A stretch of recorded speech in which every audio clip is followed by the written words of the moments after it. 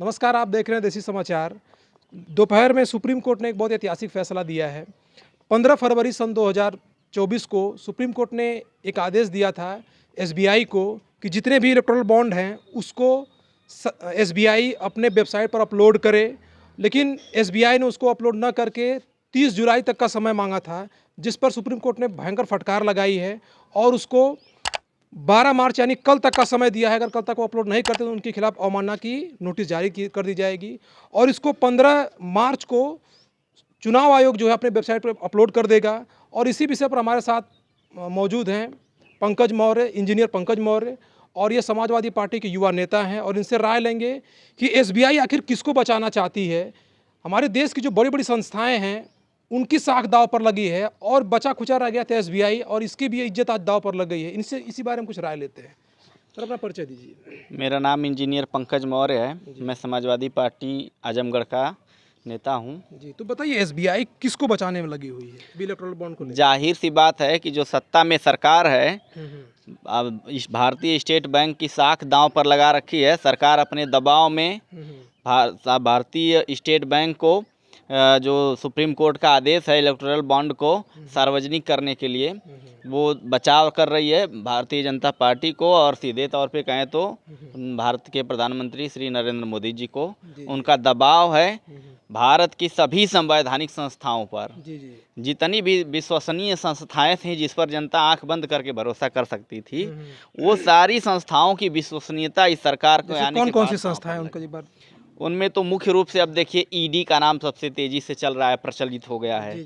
सारे यहाँ तक कि गांव देहात में बच्चे जो है अब कॉमेडी बनाने लगे हैं वीडियो कि अगर आप चोर बेईमान हैं, पहले दूसरे किसी पार्टियों में हैं या कहीं समाज सेवा का काम कर रहे हैं, आरोप है आप पे, तो आप जो है भारतीय जनता पार्टी ज्वाइन कर लीजिए, ईडी लगा देगी। अगर आप नहीं ज्वाइन करेंगे तो ईडी लगा देगी भारतीय जनता पार्टी। आपके खिलाफ आपको षड्यंत्र रच के जेल में डालने का डरा कर धमका कर आपको जो है अपनी पार्टी में शामिल करा ले रही है। अभी कुछ बड़ी पार्टियों जैसे कांग्रेस है, चाहे समाजवादी पार्टी, कुछ नेता भाग के बीजेपी में गए हैं इसी डर की वजह से। कुछ बिल्कुल जग जाहिर है, इस बात को बहुत तेज़ी से गांव समाज के लोग समझ रहे हैं। अब देखिए, अब बिहार में श्री नीतीश कुमार जी जो बिहार के मुख्यमंत्री थे, उन्होंने बड़ा क्रांतिकारी काम भी किया।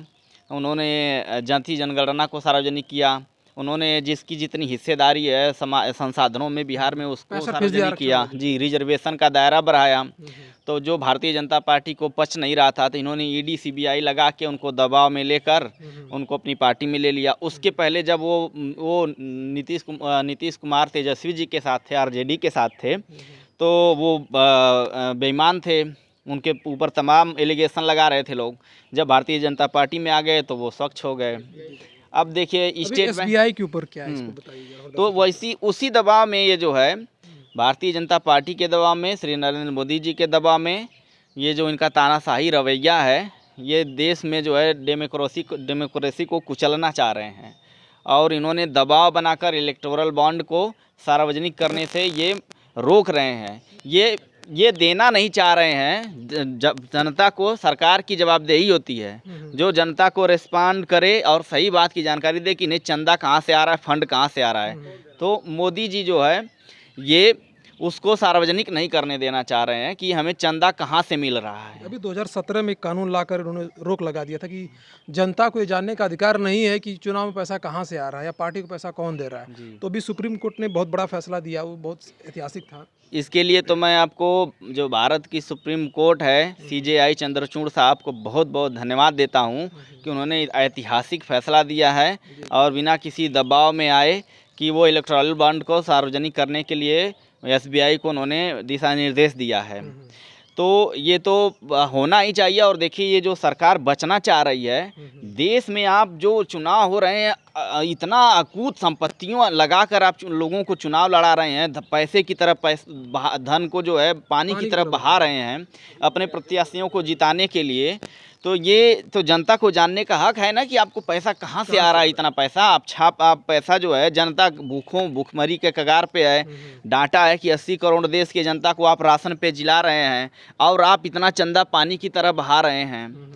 तो ये तो जवाबदेही सरकार की बनती है, देना चाहिए। उसमें ये भी पता चला था कि अगर कुछ पार्टी के ऐसे लोग हैं या कोई बड़े-बड़े बिजनेसमैन हैं जो चंदा नहीं दे रहे थे, उनको ज़बरदस्ती हाँ, धमकाया गया था हाँ, कि हाँ। आपके पीछे जाँच लगा दी जाएगी, ऐसा कुछ कहा जी, गया? एकदम ऐसी पहली ये सरकार है, तानाशाही सरकार, हिटलरशाही सरकार, कि जो देश के उद्योगपतियों के ऊपर ईडी सीबीआई का डर दिखाकर, डर बैठाकर उनसे ज़बरदस्ती चंदा ली है। जी, जी। ज़बरदस्ती चंदा लिए उन लोगों से अपनी पार्टी के फंड को मजबूत करने के लिए, जिससे ये लोग चुनाव में धन बल का प्रयोग करके प्रभावित कर सकें, जनता को, अपने नेताओं को जिता सकें। और जो लोग जितने सारे चोर बेईमान हैं, जिनको ये लोग कांग्रेस में कहते थे कि ये चोर है, बेईमान है, सारे वो लीडर संग जब भाजपा में आ जा रहे हैं तो वो दूध के धूल के जो है ईमानदार बन जा रहे हैं। तो ये लोग उन लोगों को जिताने के लिए, उन चोरों बेईमानों को जिताकर फिर सत्ता में लाने के लिए ये लोग ये सारा खेल रच रहे हैं। तो आज का जो फैसला आया है, अभी कल भी सुप्रीम कोर्ट में वो डाटा उनको देना है, उस पर सुप्रीम कोर्ट को आप क्या कहना चाहेंगे, या जो फैसला आया है पूरे देश को आप क्या कहना चाहते हैं? फैसला बहुत ऐतिहासिक है। केवल एक डी.वाई. चंद्रचूड़ साहब हैं जो भारतीय जनता पार्टी के सामने, श्री नरेंद्र मोदी जी के सामने अपना घुटना नहीं टेक रहे हैं। उनसे बड़ी उम्मीदें हैं देश को, हम युवाओं को, कि वो देश को न्याय दिलाएंगे और वो इसी तरह सरकार को उसके जो कर्म हैं उसको याद दिलाएंगे, करवाएंगे। कि ये सारी जगह ये एनआईए को अपने कब्जे में ले लिए हैं, ये ईडी को, सीबीआई को, ये तो इलेक्शन कमीशन की विश्वसनीयता दांव पर लगी हुई है। अभी आप हाल ही में इलेक्शन कमीशन के जो चीफ हैं उन्होंने इस्तीफा दे दिया, गोयल जी इस्तीफा दे दिए। तो इस सबको दबाव बनाकर हर हाल में ये चाह रहे हैं कि हमारे फेवर में काम हो।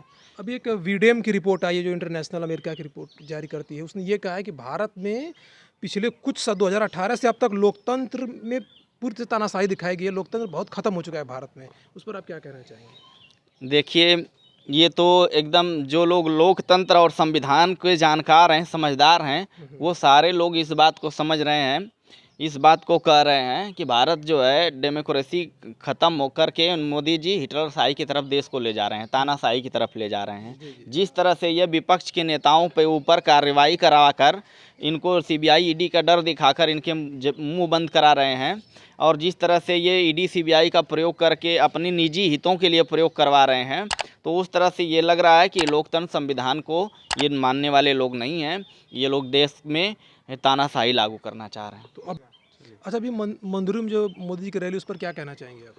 हाँ, देखिए, अभी कल ही भारत के प्रधानमंत्री श्री नरेंद्र मोदी जी हमारे आजमगढ़ में रैली करके गए हैं, और रैलियों में लोगों को गांव से इकट्ठा करने के लिए पैसे देकर बुलाया गया है, भीड़ दिखाने के लिए। अब वहां का आलम ये है कि वहां उनके आने के उपलक्ष्य में किसानों की कम से कम 60-65 बीघे ज़मीन खड़ी हुई लहलहाती फसलें, जो 15-20 दिनों में पक कर कट के तैयार थी कटने के लिए, उसको इन्होंने कटवा दिया। और लहलहाती हुई फसलों को काटना अब शगुन माना जाता है, ऐसा बिल्कुल गलत है। तो उन फसलों को इन्होंने कटवा के अपनी रैली कराई है, और वहाँ पे किसानों को इन्होंने मुआवजा, किसी को मिला है, आधे से ज़्यादा किसानों को मुआवजा इन्होंने नहीं दिया जिनकी फसलें इन्होंने कटवाई है। लोग कह रहे हैं कि कटवाए हैं तो मुआवजा दिए हैं, तो मुआवजा जो है आप लोग देखेंगे वहाँ पर, अगर उन किसानों की बात सुनेंगे तो उनको आधे से ज़्यादा लोगों को उन्होंने मुआवजा नहीं दिया है। तो ये सरासर जो है तानाशाही है, हिटलरशाही है, ज़बरदस्ती है, बेईमानी है, और आजमगढ़ की जनता इन्हें सबक सिखाएगी। यहाँ से एक बार उपचुनाव में निरहू जी जीत गए थे, लेकिन दोबारा उन्हें यहाँ मौका नहीं मिलेगा। अच्छा, जो एयरपोर्ट का विस्तारीकरण हो रहा है, तो कई गांव, लगभग 25 गांव सुनने में आ रहा है कि उसको लोग पुनर्स्थापित करने जा रहे हैं, पूरे गांव को तोड़ फोड़ मचाने जा रहे हैं, उस पर क्या कहना चाहेंगे आप? इस पर भी 20-25 गांव के किसानों की ज़मीनों का ये अधिग्रहण कर रहे हैं, तो उसमें भी ये लोग मुआवजा जो है उनको नहीं दिए हुए हैं कई सारों का। ये लोग उस पर किसान बहुत नाराज़ हैं, उस पर किसान कई दिनों से, 500 दिनों से धरना दे रहे हैं। तो ये जो सरकार है ये शहरीकरण का बढ़ावा देने वाली है, और इससे किसानों के लिए हमेशा उनके हित में काम करती रही है। किसान नाराज़ हैं, 25 गांव के किसान नाराज़ हैं, और 25 गांव में बहुत बड़ी आबादी बसती है जो इन्हें सबक सिखाएगी 2024 में आजमगढ़ में। दोस्तों, ये थे हमारे साथ समाजवादी पार्टी के युवा नेता पंकज मौर्य। इन्होंने बड़ी बेबाकी से अपनी बातें रखी, किस तरह से एसबीआई और सीबीआई और जो बड़ी बड़ी संस्थाएं हैं उसका बीजेपी कितना नाजायज़ फ़ायदा उठा रही है। तो बहुत बहुत धन्यवाद आपका पंकज जी, हमारे चैनल पर समय देने के लिए। तो दोस्तों, ऐसी ही खबरों का देखने के लिए हमारे चैनल को आप लाइक करिए, सब्सक्राइब करिए और शेयर करिए। बहुत बहुत धन्यवाद।